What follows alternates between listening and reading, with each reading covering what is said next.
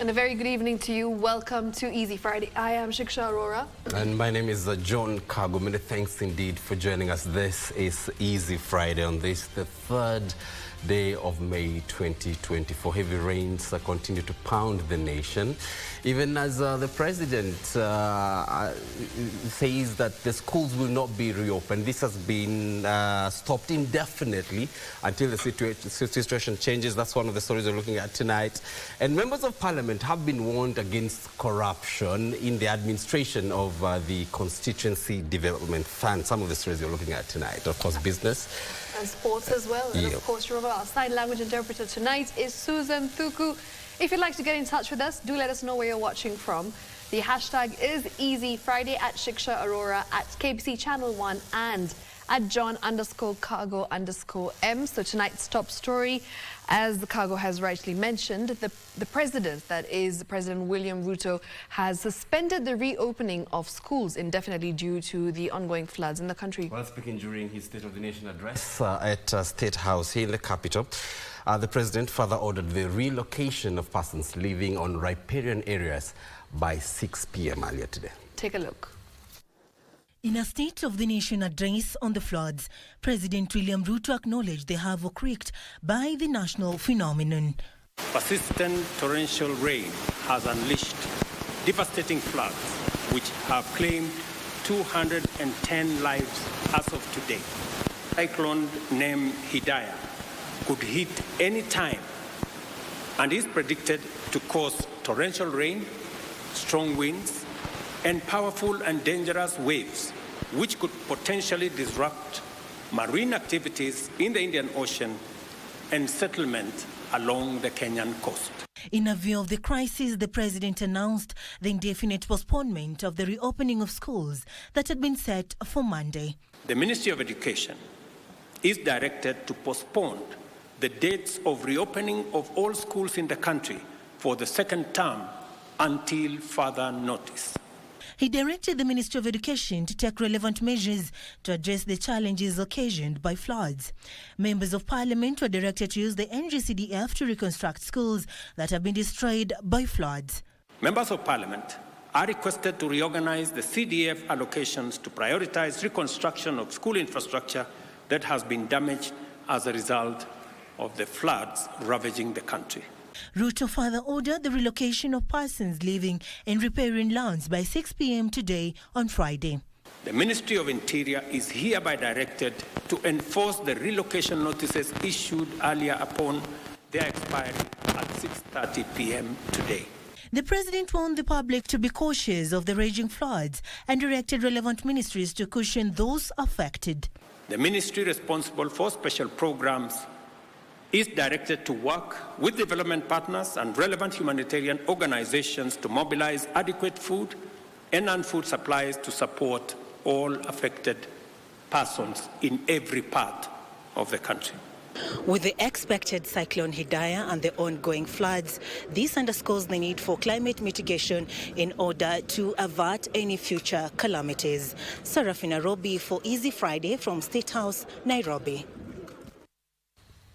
Now, Azimio la Umoja One Kenya coalition leader Raila Odinga wants the government to declare the floods a national disaster. Well, Raila spoke while he led other coalition leaders in donating food and non-food items to victims who were seeking refuge at Kwaruben Secondary School in Embakasi South here in Nairobi. The leaders, including Wiper's Kalonzo Musyoka, called on Kenyans to be cautious for their own safety amidst the persistent long rains.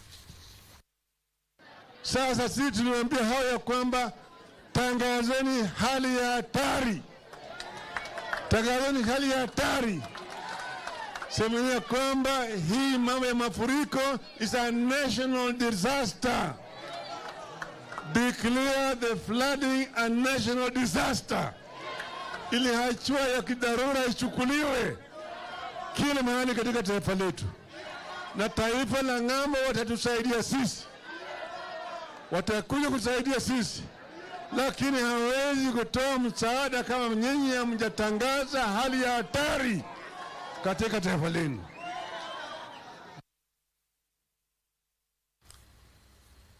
Moving on now, 8 people, among them an expectant mother, cheated death narrowly after they were rescued from a flooded zone in Kago, Machakos County. Well, the 8 who spent Thursday night marooned by waters from River Athi were airlifted by a helicopter chartered by the county government of Machakos. Meanwhile, the government and well-wishers continue to donate food and non-food items to those affected by the floods that have so far claimed 210 lives and displaced 33,100 people. The flash floods have continued to cause anguish in various parts of the country, with the death toll hitting 210 with 33,100 families affected, according to government statistics. 8 people, including an expectant mother, narrowly cheated death as they were airlifted from a spot they were marooned by floods in Kago, Machakos County. The area governor Wavinya Ndeti urged residents living in flood-prone areas to vacate to avoid casualties. Kama wana mali ya kukaa tuwatafutie mali hata wao wakae for 1 month mpaka maji iende chini mpaka warudi huko. At Kwamaiko in Githunguri, Kiambu County, this church was not spared by the floods either. Bishop John Chege Mwaura had to cut short his prayers and run for safety. Breathers upande mmoja zilikuwa zinatoa maji upande wa chini sana. Na katika hali ya kutoa maji nikaanza kuona kuna hali ya mtingiziko na juu kukaanza pia kutoka maji na mara moja kuta ikaweza kugongwa na ikaanguka chini. Action Aid Kenya called for humanitarian assistance to flood victims as it donated food to some 300 victims in Kamukunji constituency, Nairobi County. On this front, the government also got a shot in the arm with a 40 tons consignment of food items from the United Arab Emirates government. It comprised cooking oil, rice, milk powder, white peas and sugar among others. Na tunashukuru sana watu wa KRA kwa sababu wamepeana idhini, kwa sababu there is also a process of clearing, but wamepeana idhini ya kwamba tunaweza chukua na waendelee na process ya clearance. The First Lady Rachel Ruto also donated food to flood victims in Thika, Kiambu County. Najua kwamba Mungu atatusaidia. Kenya ni nchi ambayo inamcha Mungu, viongozi wanamcha Mungu, na hii shida ya mafuriko inaenda kuisha. In Maimayu, most of the casualties of the dam tragedy were minors. Of the 52 bodies recovered on the 5th day of the rescue operation, 28 were minors. Speaking in Ngewa Secondary School after visiting victims of the Maimayu dam tragedy, Water Cabinet Secretary Zakaria Njeru promised government support to those who were displaced by floods. Na mambo mengi ambayo wanahitaji kwa sababu waliweza kupoteza mali yao yote. Wako hapa bila mavazi, watoto wako hapa bila uniform zao na vitabu. Former Mungiki leader Maina Njenga and the Kikuyu Council of Elders also donated food and clothes to survivors of the Maimayu dam tragedy. Tilio Marco for Easy Friday. Well, now the Tana and Athi Rivers Development Authority, that's TARDA, says Masinga Dam is structurally sound to deal with high volume of water currently being witnessed due to the heavy downpour in the country. However, as a precautionary measure, the authority has urged residents and anyone visiting the area to avoid the immediate vicinity of the dam for their own safety.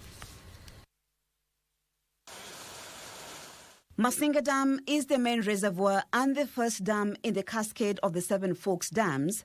Safety concerns over the high volumes of water in the dam in the wake of torrents pounding the country prompted an inspection visit by a multi-agency team led by the Tana and Athi River Development Authority, TARDA.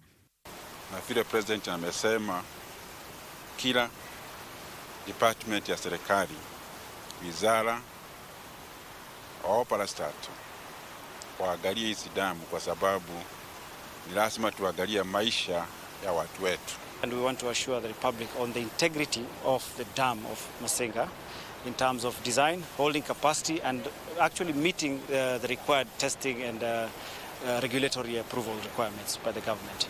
Although the dam is currently operating beyond its 1.5 billion cubic meters capacity, it is designed to deal with any overflows. The Masinga Dam spillway has been constructed specifically to ensure that this water does not overflow into the surrounding villages. In fact, in case the waters actually reach capacity of the spillway, there is even an emergency exit for the water to go through. We have other emergency spillways just across behind you. In case this overlaps, the others will automatically open up. And they are designed in such a way that they are able to control the flow of the water, so the water does not go downstream in a dangerous manner. Justice Mutua, who has lived here all his life, acknowledges the unusual water inflow into the dam. Maji yamekuwa yakifika kiwango, lakini hii imezidi na ni mingi. Despite the structural soundness of the dams, TARDA is cautioning residents to avoid the vicinity of the dams. The impromptu inspection caught this tanker in the act, drawing water around the dam. I've also arrested some people with the fishing nets. Na unajua sasa ukienda kwa damu na fish, uende katika ya hiyo damu. That's a very big danger. Going forward, TARDA, with the support of the government, is considering raising Masinga Dam's walls to enable it hold more water and hence delay its overflow during heavy rains. Maria Ambo reporting for KBC, Channel 1. Right now, our President William Ruto has called on Parliament to entrench the National Government Constituency Development Fund, that's the NG-CDF, into the Constitution to avoid a reoccurrence of legal hurdles that's in the future. Now, speaking at the NG-CDF 20 years anniversary, the head state also warned that misappropriation of the kitty would be betrayal to the electorate. Well, the fund has been praised as effective in the grassroots development in education, security and health sectors, among others. President Ruto assured that the undisbursed NG-CDF funds would be paid before the end of this financial year. Well, Give Us a Minor has more on this. President William Ruto on Friday led members of Parliament in commemorating 20 years since the establishment of the National Government Constituency Development Fund, NG-CDF. And I have committed that every shilling that is due to CDF will be paid before we close the budget. President Ruto noting that the only way to protect the NG-CDF against litigations is to entrench it in the Constitution, as agreed in the National Dialogue Committee report. You, as the 13th Parliament, you have the single opportunity to make sure that CDF becomes constitutional. The vexatious litigants who at every twist and turn must go to court to challenge anything that comes our way. But we have been surmounting it. NG-CDF was praised for its role in improving education standards through construction of classrooms, bursaries for vulnerable students, boosting security through building of police posts, and supporting health facilities in the grassroots, among other projects. And if there is a program that is truly bottom-up, it is CDF. It cannot be bottom-up better than what CDF is, because it's about grassroots. The fund has facilitated the establishment of 3,087 new primary and secondary schools, including 16 new schools for students with special needs. These have gone a long way in supporting the government's policy of access to free primary and secondary education. Upepo ilikuja ikabeba the roof. What do? It was a really tough job being a member of Parliament that time. That is what now brought that initial motion, where my motion was asking the government to kind of ring fence 5% of the national income, the revenue, to be devoted to those grassroots projects. NG-CDF, as amended in December 2023, also provides for climate change action component, including tree planting. Give Us Minor is a Friday.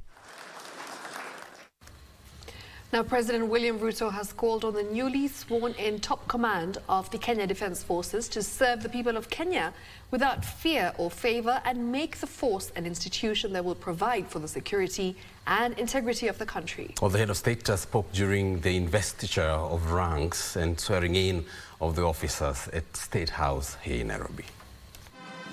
State House, Nairobi. I, Charles Mreu Kahariri, Chief of the Kenya Defence Forces. The newly appointed Chief of Defence Forces General Charles Muriu Kahariri takes oath of office at the helm of the Kenya Defence Forces.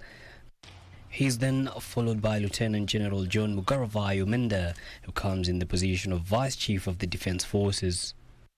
This investiture of ranks is presided over by the Commander-in-Chief of the Armed Forces, President William Ruto, who called on the newly promoted officers to execute their tasks solely to serve the interests of the people of Kenya and its territorial integrity. You have a most important responsibility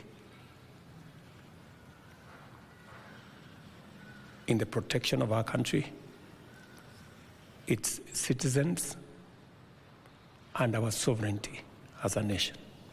The President expressed optimism in the newly promoted officers in upholding the force's track record in professionalism, loyalty and commitment.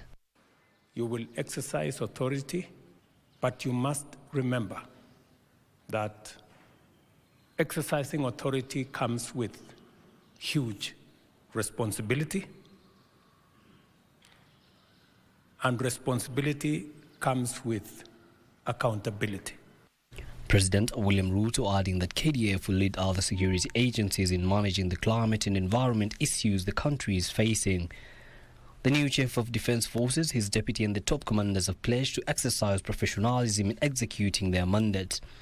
Other postings, appointments and promotions include Major General Said Muhammad Farah as Managing Director, Kenya Shipyards Limited.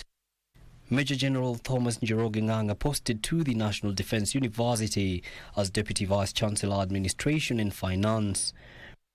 Brigadier Peter Nyamu Githinji, who has been promoted to Major General and appointed Senior Directing Staff Air National Defence College, and Brigadier Yunus Sheikh Abdi, also promoted to Major General and appointed Senior Directing Staff Navy at National Defence College.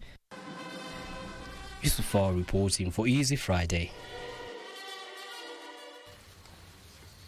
Now, the murder case of former Juja Member of Parliament George Thuo, implicating 6 convicts, took a new twist on Friday after their defence counsels declined to render their submission during mitigation. Well, and as Ruth Wamboi reports, the convicts who were on the 19th day of April this year found guilty of poisoning Thuo at a pub in Thika Town back in 2013 have been denied bail pending appeal at the appellate court.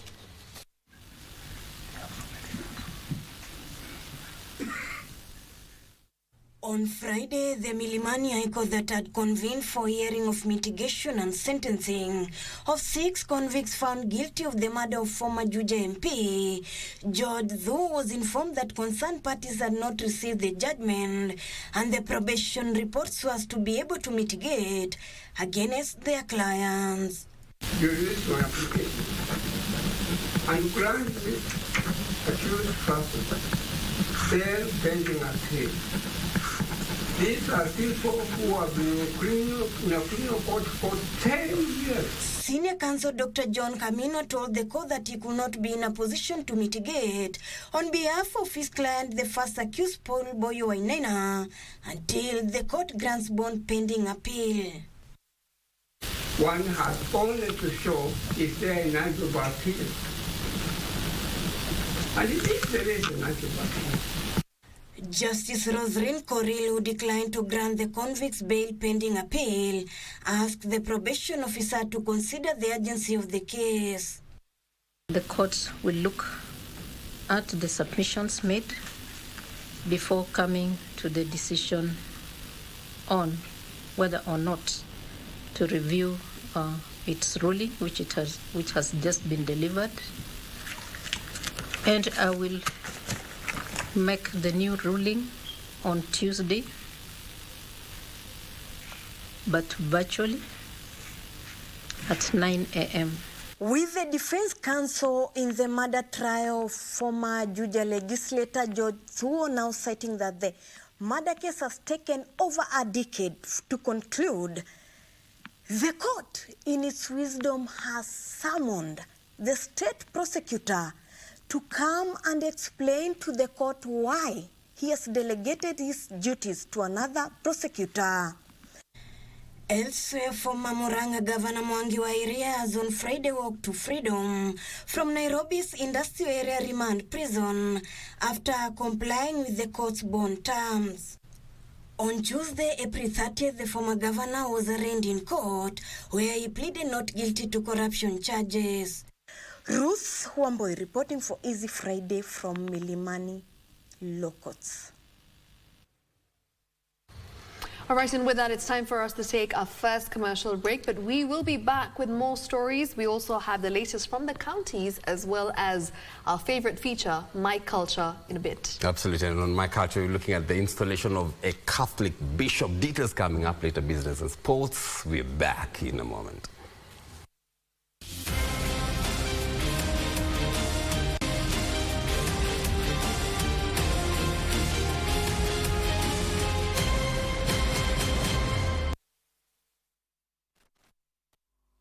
Did you know you can purchase affordable insurance products which are tailored to meet your needs? Microinsurance offers affordable insurance products in exchange of small regular premium payments. It covers low-value assets against various perils dependent on the scope of the cover.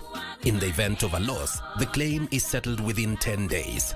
Insure all things that matter to you through microinsurance today. Read and understand the terms and conditions of your policy. This message is brought to you by the Insurance Regulatory Authority, IRA. Bima bora kwa taifa. Back to the future. The future is simulate. Bet smarter. Win faster now. Be a winner. More at Bet. Are you looking for competent college training founded on Christian background? Sensei Institute of Technology is the right place. Welcome to the home of great practical skills where learning is hands-on, the CBC way, and everyone has potential. I'm Silvano Magez Mugisha from Uganda. I'm a student in Sensei Institute of Technology. I've taken several courses in Sensei, which is plant operator, plant mechanics, automotive electronics, and solar installation and CCTV. The reason why I've done all those courses with Sensei, Sensei gives the best practical skills in all fields, and these skills always help us to provide our best to the society. I've had a very good experience with Sensei because the teaching staff of Sensei do not only act like teachers, but they even act like parents. So they have given me a good experience in school and outside school. All you need is your ID card to be admitted to either of our two campuses in Nairobi and Nakuru. Call us on 0717-951-055 or 0729-891-301. Sensei Institute of Technology. My skills, my future.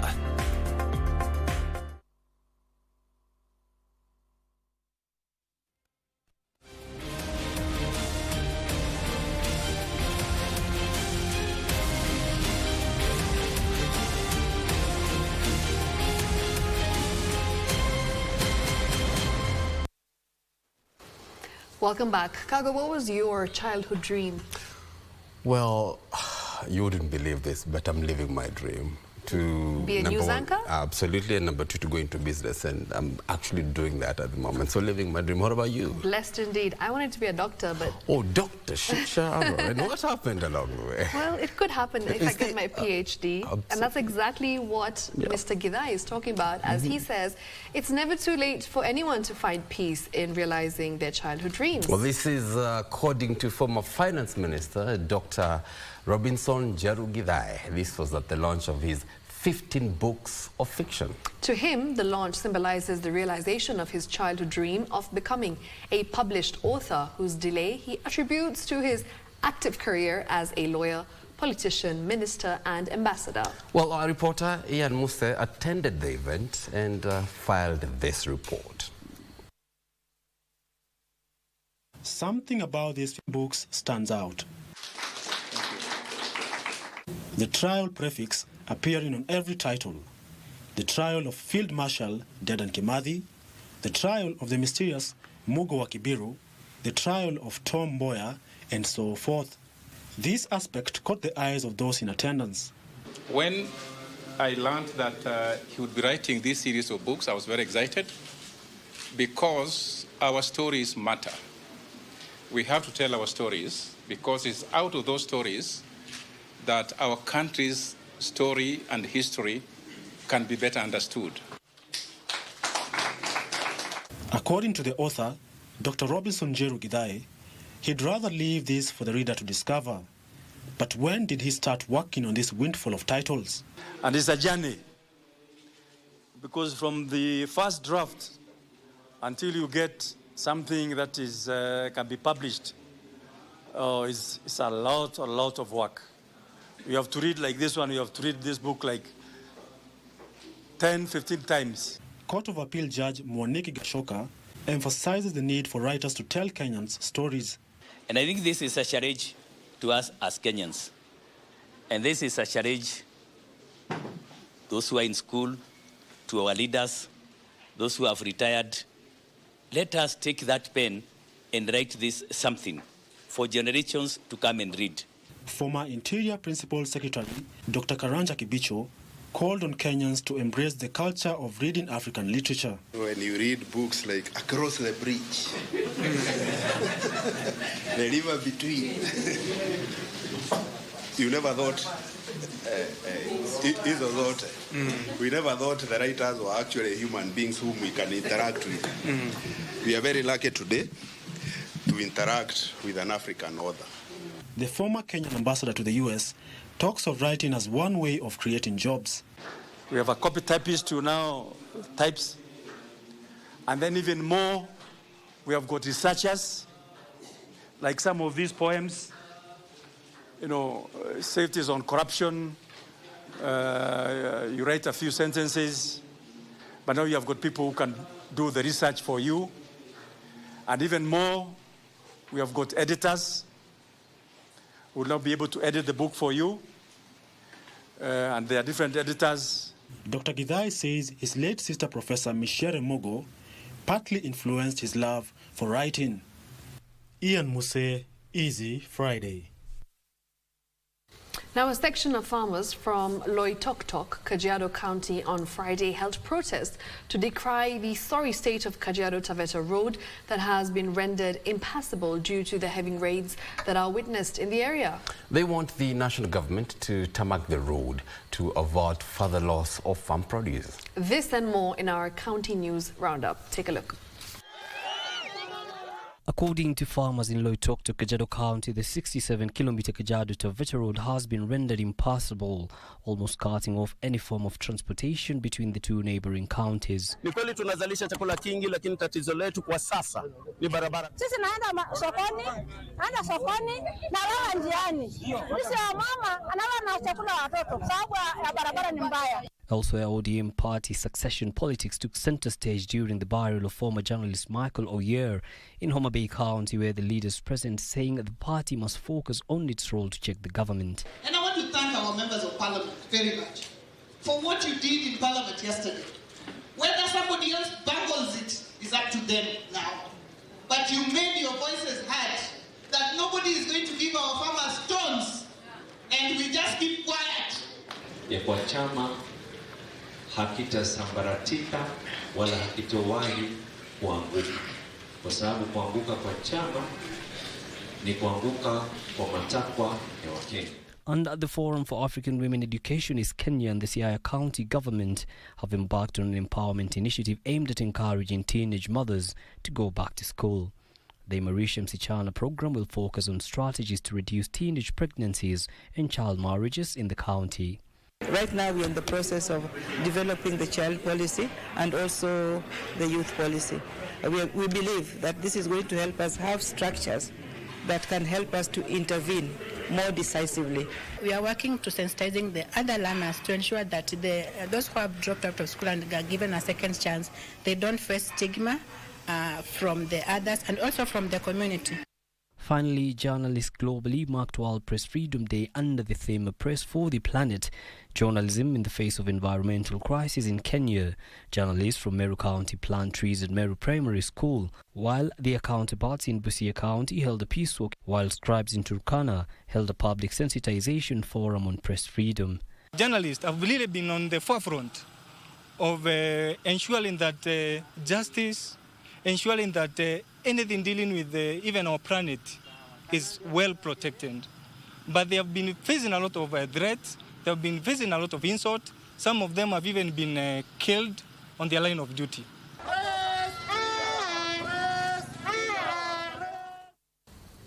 Now from the counties directly to Nairobi County, where Nairobi Governor Johnson Sakaja has denied claims that the county has misappropriated 144 million shillings donated by the French government to the Dishina County program. Well, speaking before the Senate Committee on Devolution and Intergovernmental Relations here in Nairobi, Sakaja said the donation was directly channeled to Food for Education to provide hot meals, and the money was not channeled to the county.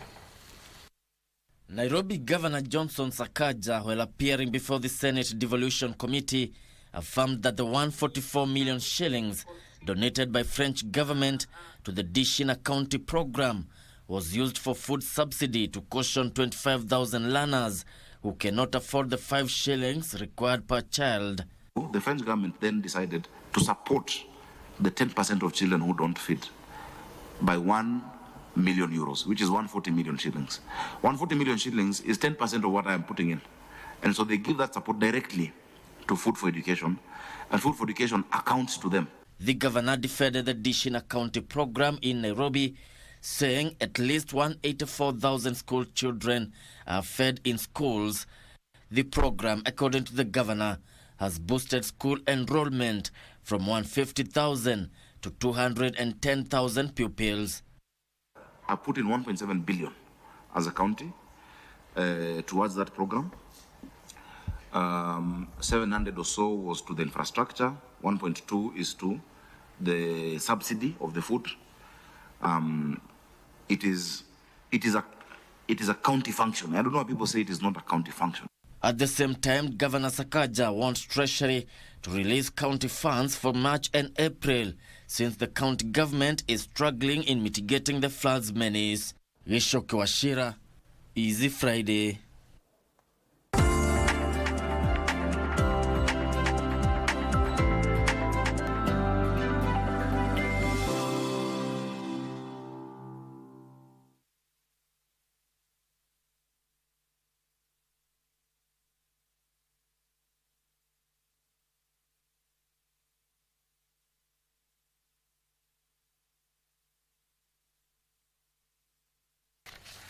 All right, and now it's time for us to get into matters business, where institutions of higher learning should review their curricula to focus more of offering training on green jobs and investments. Higher Education Principal Secretary Dr. Beatrice Inyangala believes the youth should be equipped with the requisite skills to tap emerging opportunities in an environmentally conscious world. Here is Edna Murungi with the details. In the face of adverse climate change effects, countries and institutions have been focusing on measures to mitigate the wrath of Mother Nature. Ones like sustainable business or sustainability have grown in prominence among institutions and governments across the globe. However, those in education sector feel most institutions of higher learning are yet to adjust their academic programs to suit this. The transition to greener economies requires a pool of professionals. And here I want to emphasize that our thinking mostly reflects on what is so obvious in the energy and construction sector. Sela said the job market is changing toward the green economy, but there is need to skill the youth through ambit sector to prepare them for such opportunities. So this is not the end, but the beginning of our process of how to integrate young people into the various initiatives that government is doing, of course with the support of development partners. And as we've seen today, there's quite a bit of commitment, especially from the academia side. Speakers at the Green Jobs and Skills Development Workshop held in Nairobi called for more policies that are friendlier, green investment, job and skill development. And the idea is to bring together all the actors. There are enough policies and strategies and frameworks in this country. How do we bring coherence that enables us to create actual jobs? We expect more youth to be interested in agriculture because we are looking at smart agriculture, agriculture that is driven by technology. Edna Murungi for Easy Friday. Now, listed agricultural firm Sasini PLC plans to enhance training and extension services on sustainable farming practice for over 30,000 smallholder farms who supply the firm. This is contained in the firm's sustainability report that has committed to provide inspection and extension services to produce high-quality tea, coffee, macadamia and avocado. Diversifying our crop base. We are traditionally a tea and coffee business. About 5 years ago, we went in macadamia and avocado. Those are doing very well, contributing about between 30 and 40% of our profit now. Products we launched less than 5 years back. And so we'll continue to look for new crops to get into towards that goal of being the continent's number one. We have also plans for geographical expansion. We believe that we have superior technology to many of our neighbours, and therefore, of course, well, go where, just as Equity Bank went into the DRC, we're thinking of, expanding geographically as well. And then also, what we try to do is to make sure that we have the very best talent that we can get.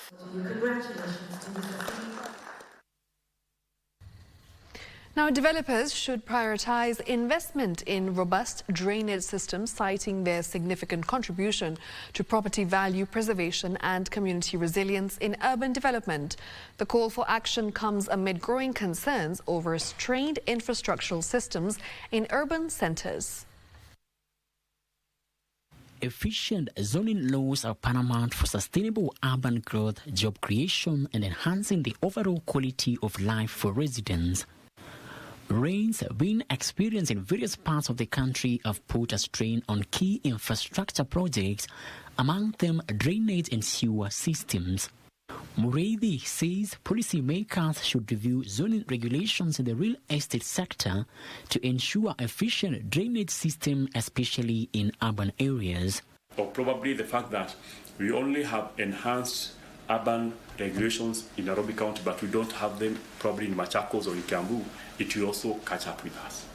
So is there a way we can have these particular counties we are talking about reviewed in terms of infrastructure as one block, so that now the planning can be done to ensure that we are able to zone all those localities properly by reviewing, first of all, their drainage areas, their drainage problems that they are facing, and also asking ourselves, how can we develop them in stages?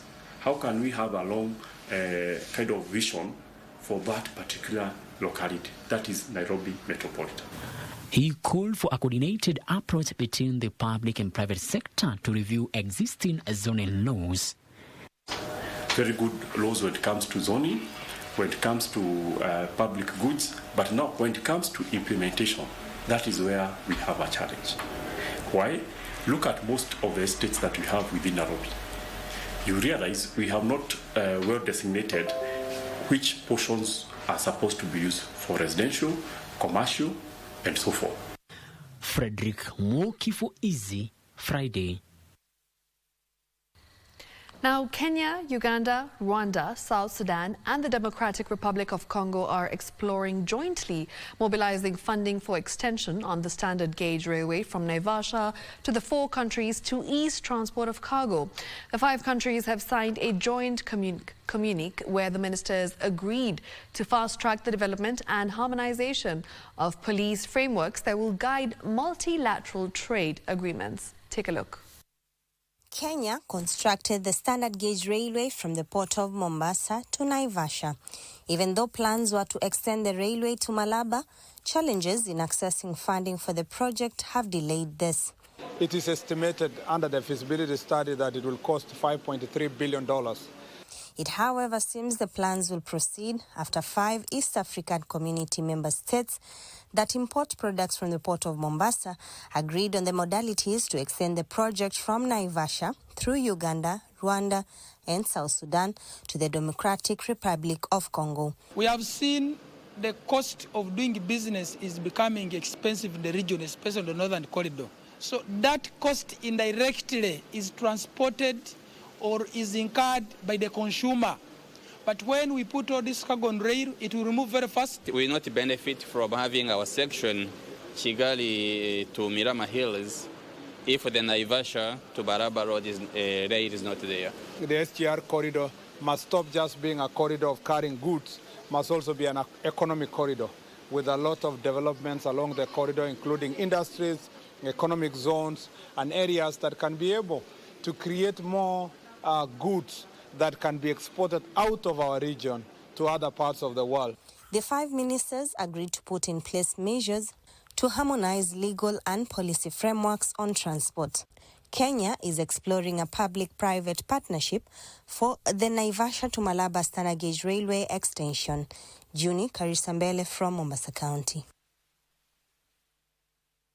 All right, now moving on, the Credit Guarantee Scheme CGS has cumulatively disbursed 6.2 billion shillings since its launch 4 years ago.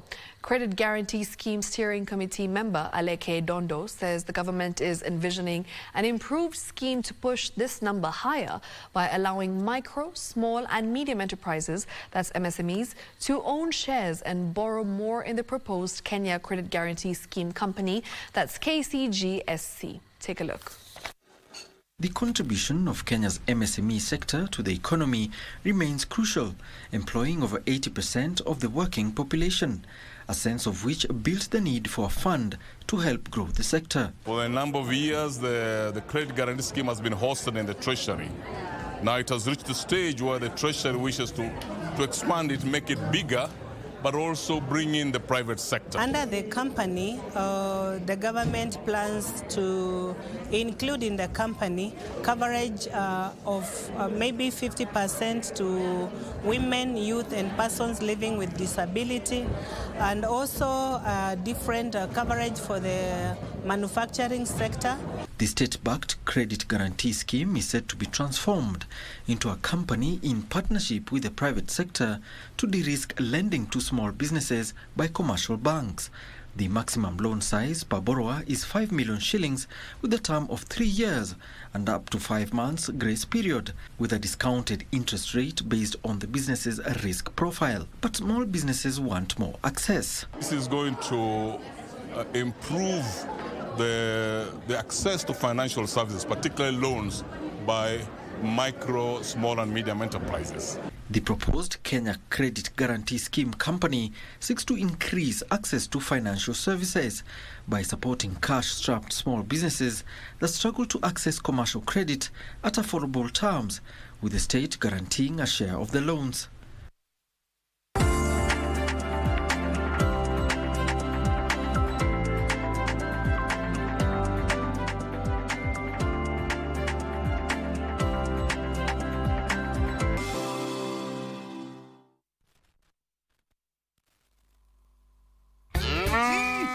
Shambani mbili yako ni gani? Kwenye star 570 hash, every 100 shillings unayotumia kwa lucky game inakupa 1 entry point ya kuingia kwenye drum ya draw ambayo inakupa fursa ya kujishindia moja kati ya shamba hizi mbili. Mwisho wa April namtangaza mshindi wa shamba hili la 1.1 million Kenyan shillings na unapata title deed yako safi. Na mwisho wa Mei namtangaza mshindi wa shamba hili la 1.1 million Kenyan shillings, lori za mawe na mchanga. Ploti ndizo hizi, dial star 570 hash, title deed ndio hii. Vuka na shake. Mpenzi mtazamaji wa runinga unayoipenda ya KBC Channel 1. Over the years, we have been at the forefront of broadcast trends to bring you the best of news, entertainment, and sports. Thank you for joining us. You have the power to take your favorite broadcaster to the top. KBC Channel 1 has been nominated in the TV Station of the Year category in the 7th edition of the Kuza ICT Awards. Favorite TV station. To vote for KBC via SMS, simply use the short code 15601 and follow the prompts at no cost. Or visit www.kuzaawards.co.ke and follow the registration instructions to vote. KBC Channel 1. Kenya's watching.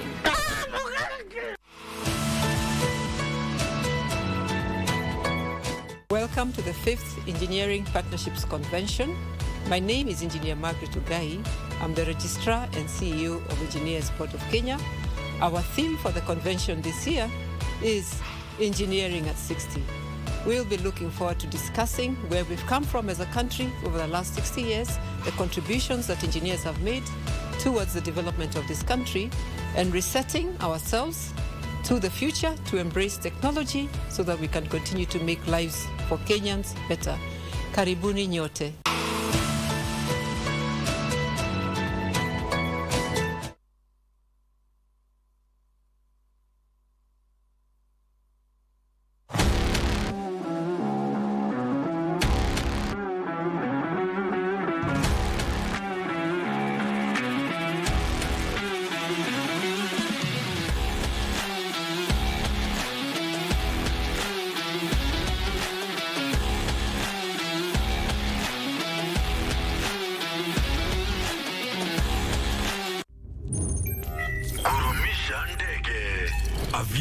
Instant game. Be a daring pilot and earn by how much high you can lift the plane. The higher you fly, the higher your win. The sky is the limit. Mozart Bet.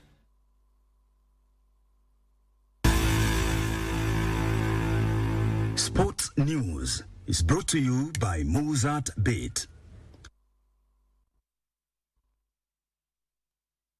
Great to have you on board. Welcome to Easy Friday Sports. I'm Bernard Okumu. 12 top teams, 6 men and 6 women sides will compete in the inaugural Eliud Owalo Invitational Basketball Tournament, which will be played from the 10th to 12th of this month at the Ulinzi Sports Complex in Nyayo National Stadium.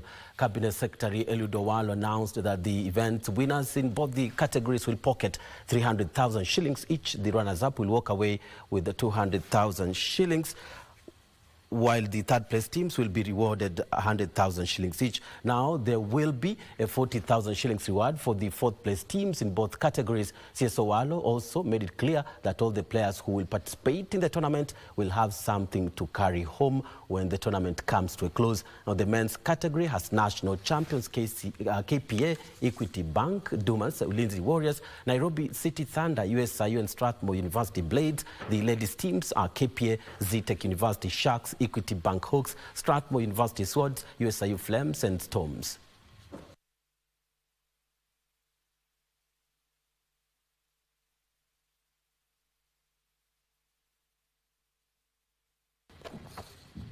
And still on basketball, where Kenya's 3-on-3 basketball team went down to Powerhouse Canada 1912 in their opening FIBA Universality Basketball Qualification Championships ongoing in Utsunomiya, Japan.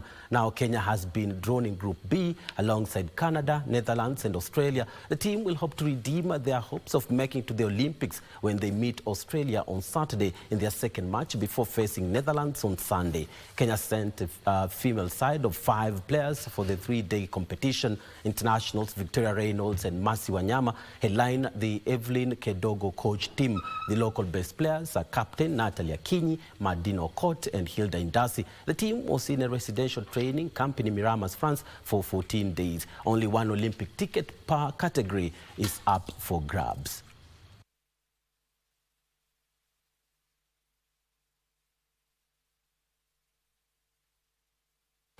And to this weekend's main activity in the world of athletics, where Ferdinand Omanyala will anchor the 4x100 meters men's relay team as Kenya targets to hit the Olympic qualification mark at the 6th World Relay set for tomorrow and Sunday in Bahamas. Now, the top 14 at the Nassau Bahamas Championship will earn direct tickets for the Summer Olympic Games. Kenya has a formidable team for the 4x400 meters and the 4x100 meters men in the Bahamas Championship, with the top 14 teams in the rank booking direct tickets for the Olympic Games, set for 26th July to 11th August in Paris, France. The men's 4x100 meters, 38th in ranking, will be anchored by the fastest man in Africa, Ferdinand Omanyala, and consist of Marco Tieno, Samuel Waweru, Hesbon Ochieng, Mike Mokamba and Meshak Babu. Boniface Muresa, Weissman Were, Zablon Ekwam and Moitalel Mpoke will lead the 4x400 meter team that sits 50th in the world ranking. We have also the 4x100 meters where Omanyala is also going to run one of the legs, and then for 400 meters that also will have people like Mweresa competing in one of the legs. So we have the potential that we can join the Sweet 16 that will take part in the Olympics. So I am very optimistic about that. And our athletes also are very, very enthusiastic. They are excited. Meanwhile, the 4x400-meter women has suffered a major blow after the withdrawal of world 800 meters champion Mary Moraa. Vanis Kerubo, Joan Cherono, Rahab Wanjiru, Jacqueline Nanjala, Veronica Mutua and Diana Chebet will have a daunting task to grab an Olympic slot as Kenya is ranked 83rd in the world. Kenya bagged 2 silver medals in the 4x200 meters, both men and women, in the 2021 edition in Silesia, Poland. We have seen the performance that have greatly improved because of the support and the sponsorship given to them. We got the support from the government through National Olympic Committee, and we are very thankful also to the Ministry of Sports for ensuring that they get that finance. The Bahamas Championship will consist of 2 rounds of Olympic qualification before finals set for early Monday. And to now what's making headlines across the borders, where Bayer Leverkusen stretched their unbeaten run to 47 matches in all competitions after claiming a 2-0 victory at Roma in the first leg of their UEFA Europa League semi-final played last night. Marseille drew 1-1 with Atalanta in the second semi-final.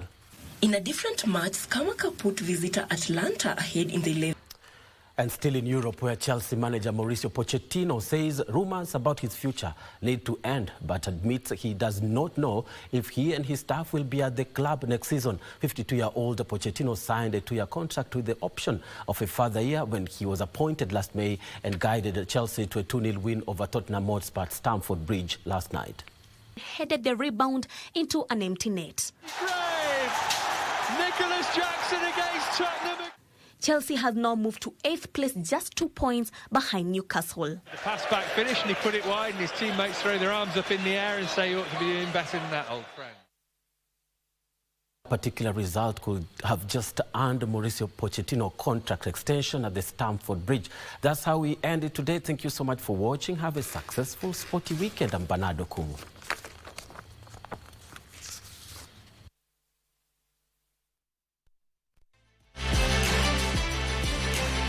Sports News was brought to you by Mozart Bet.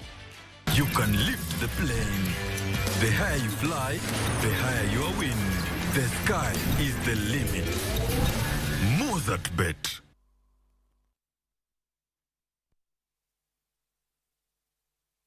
All right, and with that, it's time for us to say goodbye to you. It has been our pleasure presenting the news and, of course, keeping you up to speed with what's happening in the country. Yeah, of course, most sincerely for choosing us to inform you tonight, especially with the heavy rainfall. We can only urge you to stay safe and take caution, totally important. But before we go, it's time for us to give you, our favorite feature. Absolutely. Which I think always brings a smile to my face. Absolutely. And this is why I think you need to watch this particular feature. It's called My Culture. And the responsibility for appointing Catholic bishops ultimately lies with the Pope, granting him the freedom to select candidates of his choosing. All right, going to church today. But what guides the Pope's selection of bishops? Tonight on My Culture, our reporter Jackie Wambiru delves into the intricate process behind the selection and appointment of a Catholic bishop. My name is Shiksha Arora with my co-anchor John Kago, and our sign language interpreter tonight has been Susan Thuku. Enjoy the rest of your evening,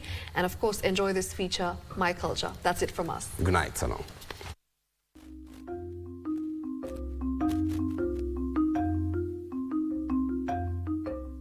Gloria in excelsis Deo. In the Roman Catholic Church, the role of the bishop holds immense significance within its structure and theology, serving as the chief shepherd of a diocese and the visible source of unity.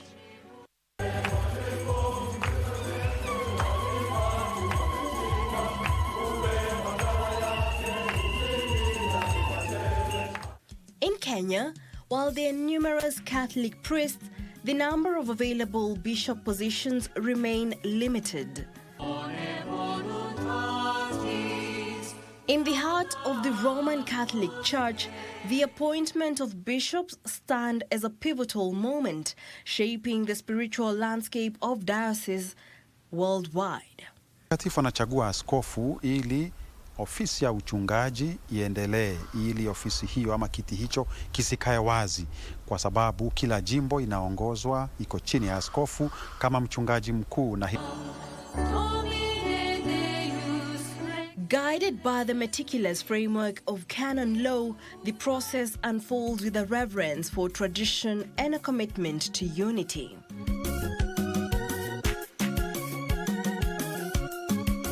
Father Peter Waweru offers insights into the significance and intricacies of this sacred journey. Ambaye ni padre akiteuliwa kuwa askofu anaitwa askofu mteule, bishop elect, na mpaka pale ambapo atawekwa wakfu ndio anakuwa askofu. Anapewa jina la heshima monsinyori, jina la heshima la kumtofautisha yeye na mapadre wengine. Askofu akichaguliwa bila shaka anaweza kutangazwa kuwa kardinali. Ni jina la heshima kulingana na pengine ya male mambo ambayo tunasema Baba Mtakatifu anazingatia, awe askofu, alafu awe askofu mkuu, alafu awe kardinali. Wengine kutokana na vile ambavyo Baba Mtakatifu anaamua, anawatangaza kuwa maaskofu ama makardinali moja kwa moja. So now pour out upon these chosen ones that power which is from you, the governing spirit, whom you gave to your beloved Son, Jesus Christ. Kwa wakfu kwa askofu anawekewa juu ya kichwa chake kitabu cha Biblia ama kitabu cha habari njema. Maana yake yeye katika ofisi yake ya ualimu anafundisha Injili, anafundisha habari njema. Kwa hivyo kile kitabu kinawekwa juu yake wakati ile sala ya kuwekwa wakfu inakuwa ikiongozwa na kiongozi wa ibada, na maaskofu wale wengine wameinua mikono yao, ili katika kazi yake, huduma yake mojawapo ni kufundisha, na hicho kitabu ni kitabu cha Injili, kitabu cha habari njema. Receive the gospel and preach the word of God with unfailing patience and sound teaching. Take this ring, the seal of your fidelity, with faith and love. Pete anavalishwa kwenye mkono wa kulia, kidole cha pete. Maana yake ni mchumba wa kanisa. Kwa maana yake amewekwa kuwa mchumba wa kanisa, na maisha yake yote anayatoa kwa huduma ya kanisa.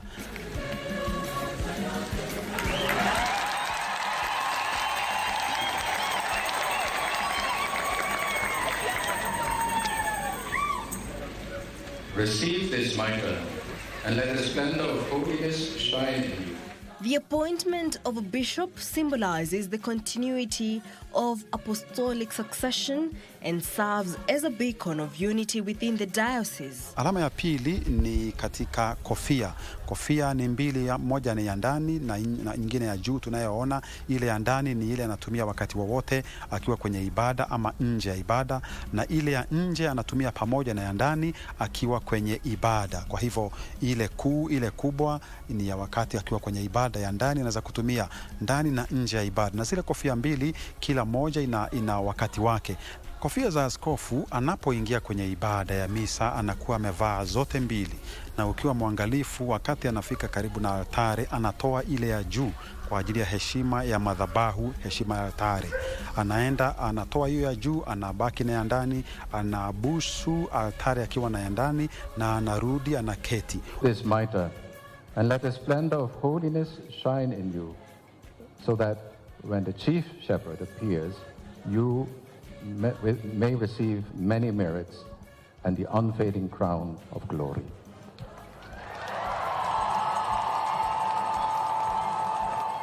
At the heart of this process lies the authority of the Pope, who, in communion with the global church, selects bishops to shepherd the flocks.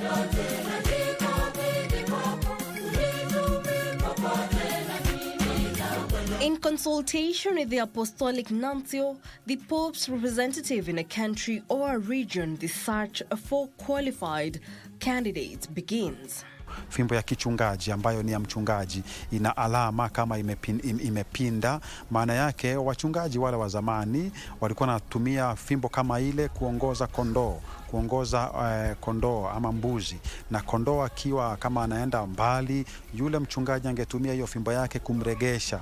Anatumia hiyo fimbo ambayo ilikuwa imekaa kama ni duara, nusu duara, anavuta yule mwana kondoo ama kondoo, anamrudisha kwenye njia pengine. Take this staff as a sign of your pastoral office.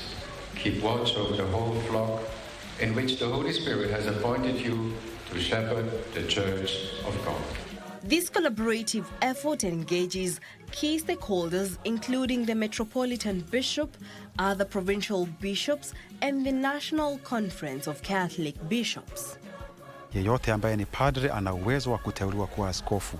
Lakini Baba Mtakatifu anaangalia mambo mengine zaidi. Je, huyu padre ana umri gani? Hatujawahi kusikia kwamba padre ambaye amepadrishwa hivi karibuni amewekwa kuwa askofu. Kwa hivyo lazima awe amefanya kazi ya upadre, kazi ya kichungaji kwa muda.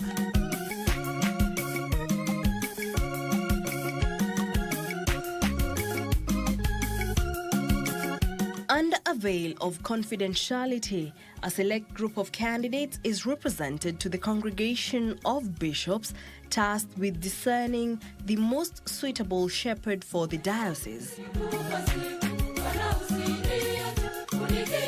The canon law meticulously outlines the qualifications for prospective bishops, emphasizing traits of unwavering faith, moral integrity, and scholarly excellence. Wakati yule ambapo yule mmoja aliomba awekwe wakfu yule mteule, kiongozi wa ibada akauliza, je, mna barua? Na wakasema tunayo, na akasema isomwe ili iwe inadhihirika kwamba huyu mtu kweli hajajiteua ama sio bandia, na hiyo barua inakuwa na muhuri wa Baba Mtakatifu kwamba aliandika na alitoa tarehe fulani kwa ajili ya uteuzi huo. Kwa hivyo inasomwa rasmi kama onyesho kwamba ni kweli uteuzi huo ni halali na yule mteule basi ana idhini ya kuwekwa wakfu. Upon appointment, the bishop-elect embarks on a journey of preparation, culminating into a solemn installation ceremony. Surrounded by clergy and Catholic faithful, the new bishop takes canonical possession of the diocese, symbolizing his commitment to shepherd the flock entrusted to his care. Kwa hivyo tunaichukua kwa heshima na baraka kubwa kutoka kwa Mungu, na hakika pia sherehe hii inaonyesha hadi vijana pia kwamba wanaweza kuingia pia kwa seminari ili waweze kuwa mapadri.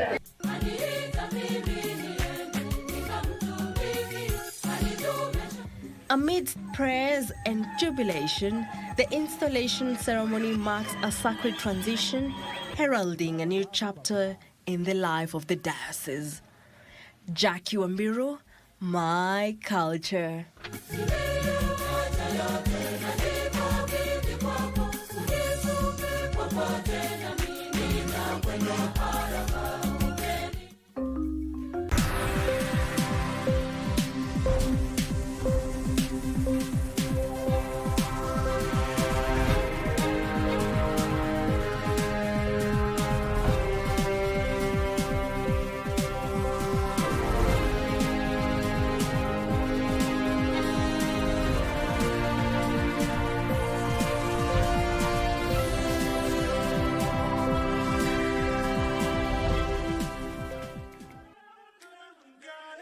I don't know, you're wasting time. I know you're wasting time. I don't know, you're Malkia. Kukua this fine inakuwa unfair. And you already know. Yeah, you already know. Cold Jazz. In the mix. Malkia. Nimekutuma text mingi kama mia. Hivi ndio many show. Yani umeni ghost. Mimi. Me, yule mu sexy. Mini yule mu deadly. You benda kwa na pedi. Wa mama na walevi. Me, yule mu sexy. Hauwezi ni seti. Na kauna GT. Kauko na main character energy. Uki ghostiwa.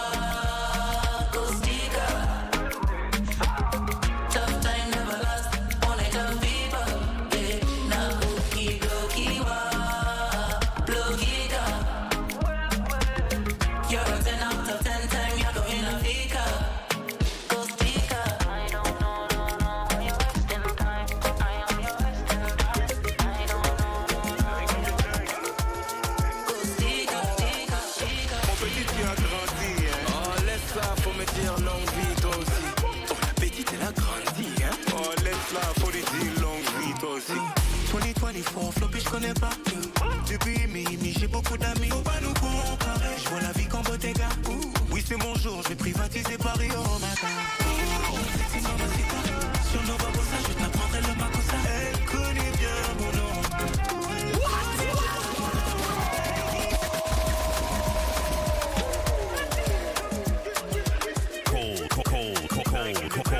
Cold Jack in the mix. Mon petit, tu as grandi, hein. Oh, laisse ça, faut me dire longue vie, toi aussi. Oh, la petite, elle a grandi, hein. Oh, laisse-la, faut lui dire longue vie, toi aussi. 2024, floppy, je connais pas. Depuis Mimi, j'ai beaucoup d'amis. Faut pas nous comparer. Je vois la vie qu'en Bottega. Oui, c'est mon jour, je vais privatiser Paris. Oh my God. Oh, petit mamacita. Sur nos babosas, je t'apprendrai le macosa. Elle connaît bien mon nom. Elle connaît bien mon nom. J'ai tout mis dans les testimonies. Prends mon corazon et toute ma money. Baby, je suis pas ton ami. Y'a ceux qui font, y'a ceux qui donnent leur avis. Je roule sans personne, tard dans la nuit. Performante dans le russe. Guinée, tu sais qu'on fêtera rien ce soir. Mais on accepte une longue vie, juste une longue vie. Yeah. Mon petit, tu as grandi, hein. Oh, laisse ça, faut me dire longue vie, toi aussi.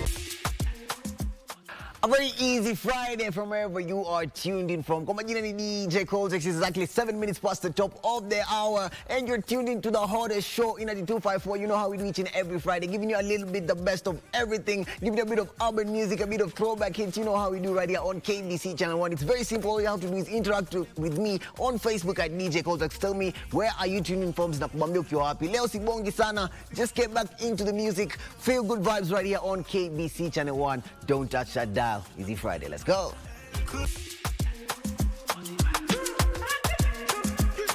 It's gotta be DJ Cold Jack. The hottest in the game. Mon petit, tu as grandi, hein. Oh, laisse ça, faut me dire longue vie, toi aussi. Oh, la petite, elle a grandi, hein. Oh, laisse-la, faut lui dire longue vie, toi aussi. 2024, floppy, je connais pas.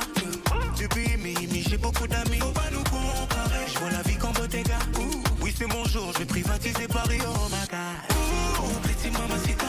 Sur nos babosas, je t'apprendrai le macosa. Elle connaît bien mon nom. Elle connaît bien mon nom. J'ai tout mis dans les testimonies.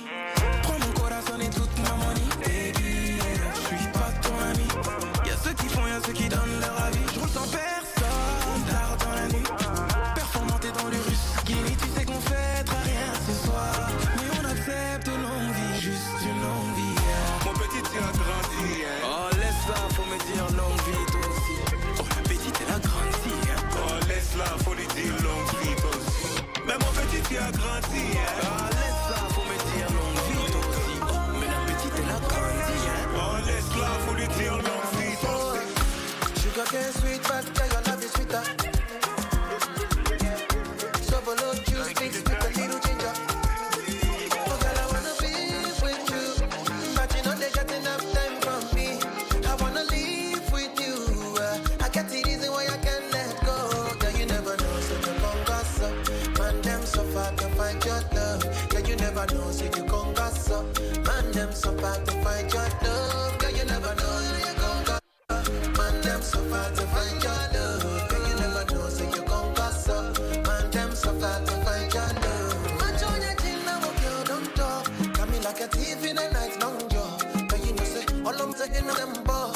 Nothing you go ever need at all. Man, join your chin now, girl, don't talk. Taking it a break, I me, I know the rush. Baby, if you want me, catch a rebel, mommy, say without me. Yeah. Show me a jigger, let me see. Let me see. And let me see the woman that is with. I put a couple $1,000 on your wrist. What's on your wrist right mama, they can't touch you. I ain't never seen this kind, babe. We do some kind things, make me feel some kind way. You know I'm not just trying to get laid. Cause I know some kind chicks do it for the right pay. Baby, make I fire you with my machine gun. 16 rounds, I be King Kong. Kelly, make I sample you my brand new song. Baby, love. Oh, girl, I wanna be with you, but you know they got enough time for me. I wanna live with you, yeah. I get the reason why I can't let go. Girl, you never know, so you gon' gossip. Man, them so far to find your love. Girl, you never know, so you gon' gossip. Man, them so far to find your love. Girl, you never know, you gon' gossip. Man, them so far to find your love. Girl, you never know, so you gon' gossip. Man, them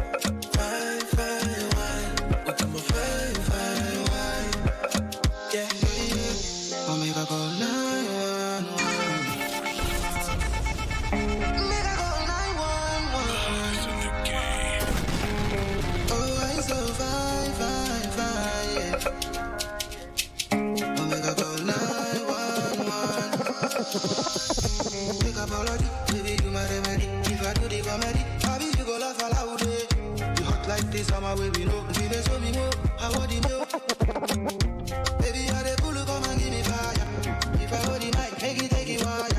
She dey perform, my baby, no dey tire. She want more. See your opportunity waiting for back, yeah. One mama share what they me Jenna, Katrina. That means I saw one trailer for Manila. Reserve for your fire, wine. Let's take me from India to the side, wine. Your baby last night with the big bumper. She said she had a man, but she still gave me that number. Be like you know, say I demand. Weakness for the biggie bum part, you know. For the biggie bum bum, you know. Yeah. Cool Jazz. She's dressed nice. Tell me what she like. She got a man. She think twice. Is the face fine? Said her face fine, yeah, she fine, of course. She did talk much and I'm quiet, of course. Perfect combi. She did do me things and I can't deny. Perfect combi. Slim waist, bumper. My face perfect combi. She did my waist. She don't look at anybody. Face perfect combi.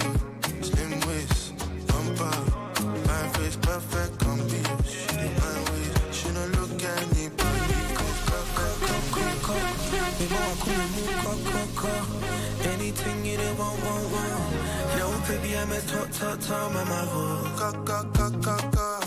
Girl, I'm looking at your front door. Tryna give you everything I'm on.